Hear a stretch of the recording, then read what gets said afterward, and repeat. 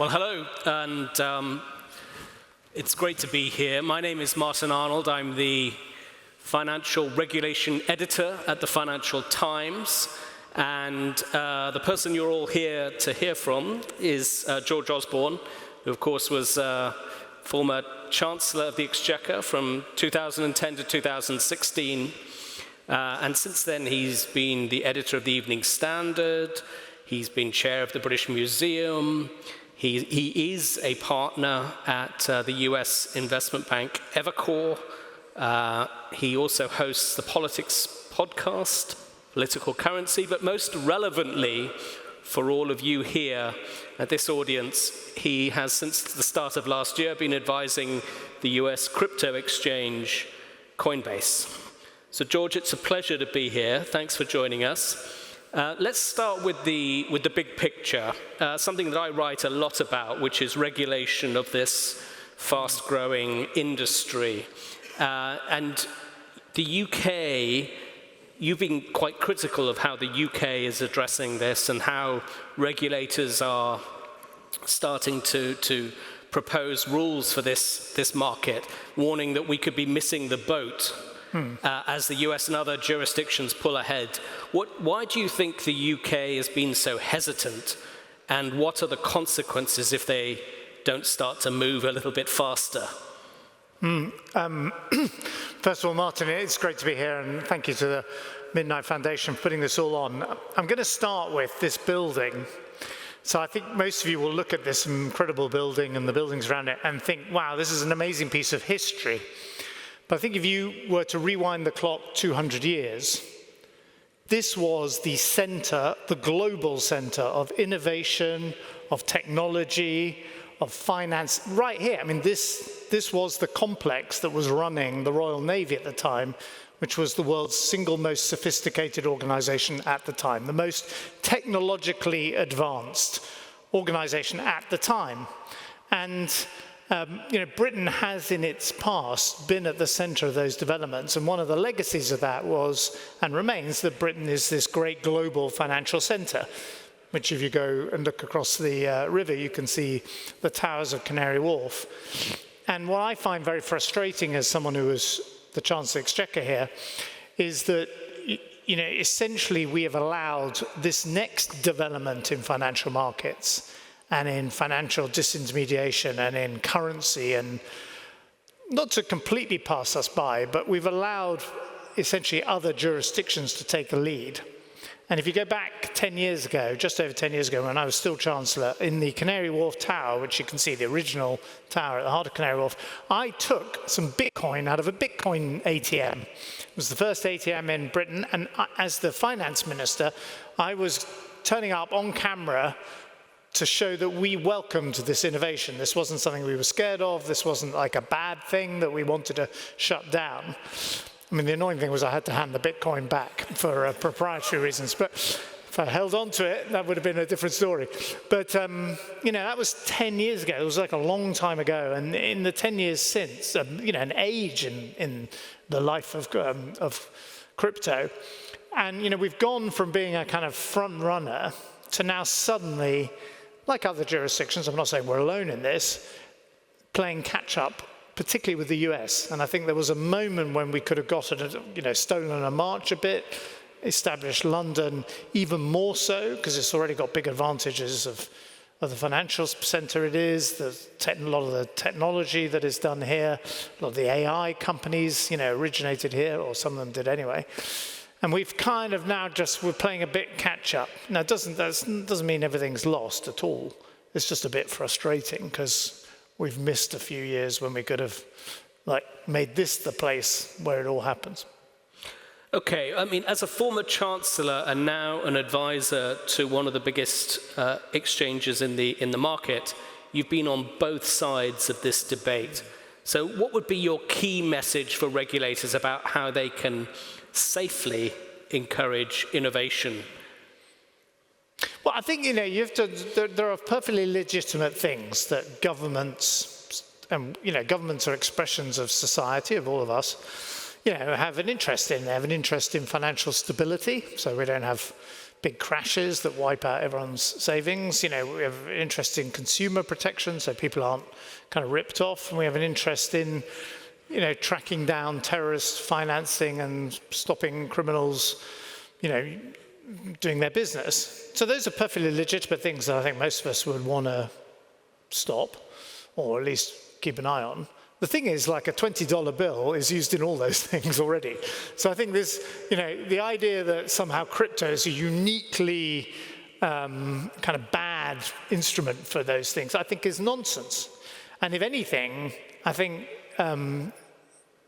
tokens and coins and cryptocurrencies give societies and regulators more powers, potentially, to... Because of the immutability. Well, and it's partly the immutability, although I think one of the kind of great innovations that the Midnight Foundation is working on is how you tie that in with privacy, because immutability brings its own issues, but it's also a kind of, there is at least an ability for transparency, which there isn't always in traditional finance.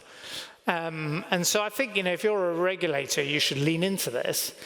And the other thing is, if you're doing my old job as Chancellor, you've got this important consideration, which is the regulators. But you're also trying to run an economy where people are employed, the economy is growing, and there's enough money to pay for the regulators and the NHS and all the other things we want. And so, you need vibrant financial services, and that's around innovation. And the great mistake, I think, is to try and predict what a load of entrepreneurs are going to be able to come up with. I remember 10 years ago, everyone saying to me, we're not going to need any drivers in 5 years' time. Well, 10 years later, there's like a big shortage of drivers. Governments are very bad at predicting where private markets and free enterprise will take things, but they can create guardrails.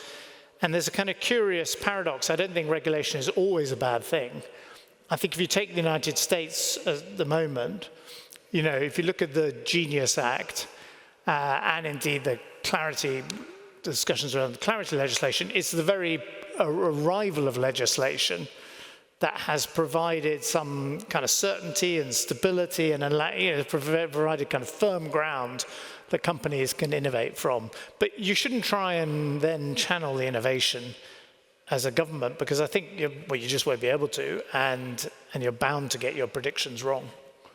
Do you think at the moment the proposals that we've seen most recently from the Bank of England, where they put out their proposals for regulating stablecoins, and that included putting limits of £20,000 for individuals and £10 million for businesses on stablecoin ownership, do you think that risks making the UK an outlier and stifling innovation? Well, I was very critical earlier this year with the original proposal on stablecoins from the Bank of England. Well, first of all, there was a mixed message. So the current Chancellor, Rachel Reeves, was getting up, in a hall not unlike this, saying, we're interested in developing sterling-backed stablecoins and making London a financial centre of it, or indeed the UK a financial centre.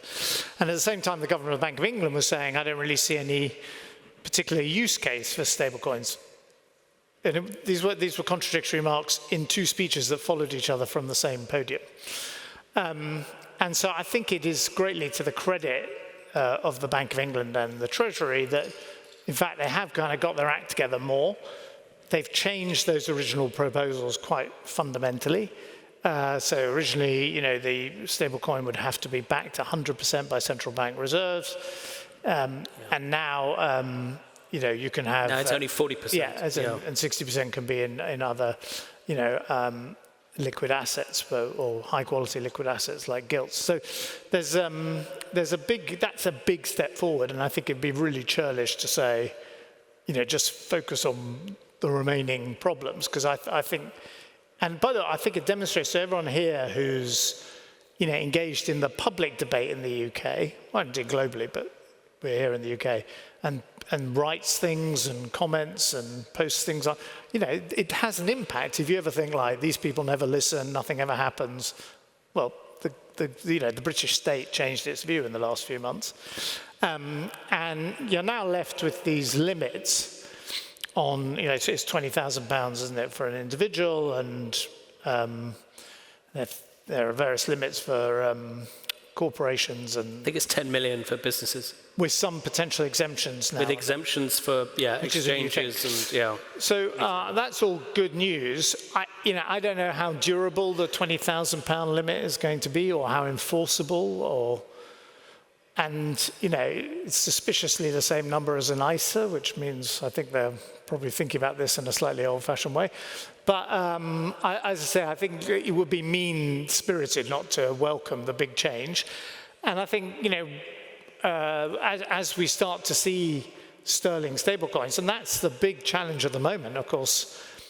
I mean, at the beginning of the year, which was only 11 months ago, everyone was saying it's the end of the dollar-denominated world, the end of dollarization because of the Trump administration and tariffs and so. Now, stablecoins are becoming a new instrument of dollar control, if you like. And I think it's, absolutely in Britain's interest, but I'd say the same if we were talking in Frankfurt about the euro and other places in the world, like, in Zurich, to have, we want some sterling-denominated stablecoins. And so we have to create an attractive environment for that to happen. And we ultimately have to persuade people that they're going to want to hold these, as opposed to, people have choices in this world. And so we have to make it attractive. And I think the more we kind of hem them in with limits and and it's not just the limits, it's how are those limits going to be enforced and what's the oversight going to be. But, I think one of the interesting things, having talked to the team here, is that potentially, what Midnight can do is build that all into, that there can be kind of all automatic compliance, if you see, it can be built into the algorithms. There can be a kind of regulatory algorithms, which is this kind of novel concept for regulators, and I suspect they won't get there in one go, but I think it's something that, again, Britain does have some advantages, being the size we are, 65 million people, quite a centralized system of government. The regulators sit under the control of the government. It's not like the US, where the regulators, report to different congressional committees, and the administration might not always have, much say. Here, we can, if we want to demonstrate regulatory innovation, we can get on with it, and it can be quite top down. And I think we should certainly be looking at the way you could use all of this technology, this blockchain technology, essentially to help the state achieve what it wants to achieve, but in a efficient and painless way. You mentioned there the issue of privacy and security, and these are massive issues for the crypto market. And one of the central themes of this event is around privacy and compliance and how they can coexist. I mean, how crucial do you think technologies that make that possible are? How important are they to enable the distributed ledgers to be auditable and have KYC without compromising privacy and data security? Well, look, even if you go back to when this building was constructed, the state at the time would intercept people's letters, and they would kind of steam them open and seal them and send them on. And if you think of phone taps, the state has always, hopefully in a democratic country like ours, under the control of an elected government and an elected parliament, obviously not the case in many jurisdictions, but the state has always intervened in the private transactions of individuals, and there are laws that people need to comply with. They need to pay their taxes, massively unpopular though that is, and I used to be the tax man, I know. We need to comply with the criminal law, that we don't finance criminal activity or don't use the proceeds of crime. So the state has always intervened in people's personal transactions to ensure they're doing those things. And each time there's a new technology, there's often a kind of moment where it takes a while to find its feet. A very good example was the recent innovation around WhatsApp and iMessages, and they were much harder to crack. And you're about to have the ex-head of MI5 on, so he can tell you how we dealt with that problem. But it's perfectly legitimate for the government to say, are people paying their taxes here if they live here, and are they not financing terrorists. I think where, you've got to get the balance right is people also need privacy in their financial transactions. They don't necessarily want to reveal to everyone what they're up to. And, they don't want to reveal to everyone, including their competitors, the positions they've taken, the derivative trades they're making, et cetera, And so I think you have to create if you can create a system that preserves privacy, except to authorized entities, essentially government agencies that have a right to know. You probably, all of you don't tell, everyone how much you earn or, but you do tell, or you should tell anyway, if you don't, the tax authorities. And so I think there is a kind of a way of marrying the two. And I think what's exciting, one of the reasons I'm here is, I think there's particularly, Midnight is developing a lot of interesting technology in this space. What about central banks? Should they issue their own digital currencies, George? Because I was last week in Frankfurt, where the European Central Bank is very keen, done a lot of work on launching its own retail digital currency. The US has banned the Fed from doing it, and the UK seems to be wavering somewhere in the middle. What are your thoughts on whether... I do think I don't take the US view that this is a sort of fundamental assault on liberty, which is kind of, as far as I can see, the kind of American objection. I think you just, what is the actual use case? What would you need this for? I think I'd be sort of tempted to kind of continue working on it and not yet make a decision, because it's such a fast-changing market. Look at, the development of the stablecoin market in the last year. I think, there's a risk of going out there with something that's kind of essentially obsolete or unnecessary. What I would definitely do is, I think there are things you can do. We did a couple of examples of this when I was Chancellor. We issued like a green bond. Now, we weren't going to finance the whole of the British government off green bonds, but we wanted to demonstrate that green finance could find a home in Britain. More controversially, we introduced we did a UK government bond in renminbi, right? And that demonstrated that we would be a home of Asian finance, Chinese finance. Again, it was just a one-off, but it was a way of demonstrating, interest and respect. Same with Islamic financing. We issued a sujuk. So I think you could do something similar in this space, where you could, adopt elements of crypto into the British state. And there's a whole thing which we have not had time to talk about, which is the tokenization of all sorts of other transactions that would create much more liquid and transparent and easily accessible markets on equities, on property rights, and so on. Again, at the moment, someone has to hold the deed to prove you own this plot of land. But anyone who's been involved in a property transaction in the UK, or it'd be true in the US and elsewhere, will know how painful it is, how expensive it is, how archaic it is. So tokenization of different forms of transfers of value is a huge kind of untapped market. And it's something, if the UK is playing catch up in the crypto and stablecoin world, it could actually take a leap forward in the tokenization of other forms of holders of value and other financial assets. We're almost out of time, but it would be remiss of me not to ask you about yourself and your next steps. Your name keeps coming up with some of the very top jobs in the UK, from chair of HSBC, Director General of the BBC, ambassador to the US. What does your future hold, George? I have absolutely no idea, since none of those things are in my gift. I'm really enjoying my life at the moment. My firm was just bought by Evercore. I'm a partner at Evercore.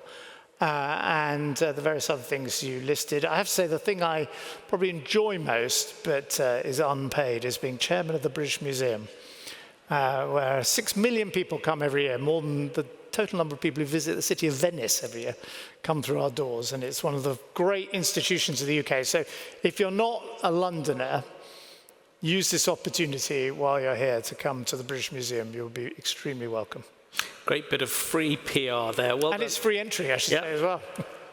Okay, well, we're out of time. That's all we've got time for. We could go on for a lot longer, but it just remains me to say thank you very much, George, and to thank him in the traditional way. Thank you. Thank you very much. Great.